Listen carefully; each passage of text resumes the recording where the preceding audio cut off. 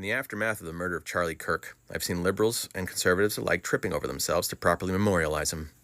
No one should have to endure violence. There's no excuse for violence. No one should be killed for their ideas. It's such an infantile understanding of violence. In America, we're like indoctrinated to believe that physical violence is the only violence. And I get it because it's quantifiable. You see a security video, you see someone punching someone else, and you're like, okay, that's violence. But what you didn't see is the hours leading up to that punch.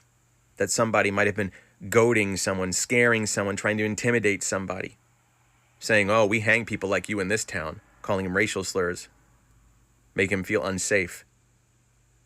We see the physical response to that and we go, violence. We don't see the incitation as violence. But yet we understand that if I were to walk into a theater and yell fire and somebody would get trampled, that death is on my words. I incited that violence through manipulation.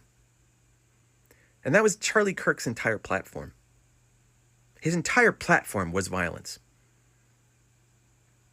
His entire platform was, beware of all of these other groups, these mongrels, these sex changers, these deviants, because they're coming for you and your children, and you have to arm yourself to defend your family and righteousness against them. That was his entire platform, is arm yourself against the coming onslaught of mongrels and deviants.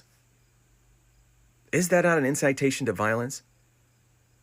When he says that trans people are lurking in bathrooms waiting to sexually assault your children, what is the implication of that statement, if not, you need to stop these trans people from doing this by all means necessary?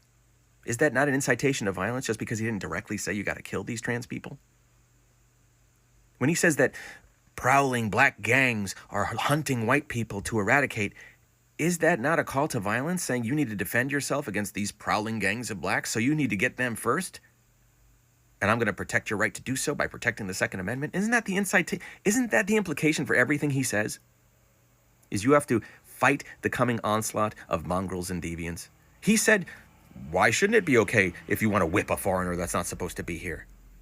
Whip a foreigner that doesn't want to be here. Is that not an incitation of violence? Doesn't that imply that if you agree with Charlie Kirk, you agree that whipping foreign people is okay? And that if you do so, it should be okay? That's an incitation to violence. That's yelling fire in a crowded theater just over a longer period of time. And the thing about Americans is we discount physical violence, I think, because of a bootstrap argument. Because a lot of people think that they can't be psychologically tortured, that they couldn't be the subject of psychological harassment. We see it in our legal system all the time.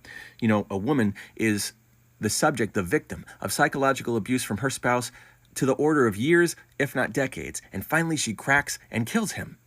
And she's the one who goes to jail with no consideration of her victim status, no consideration of the fact that she was abused into a corner and made to feel like she had no other choice but to commit one of the worst things that you can do as a human being.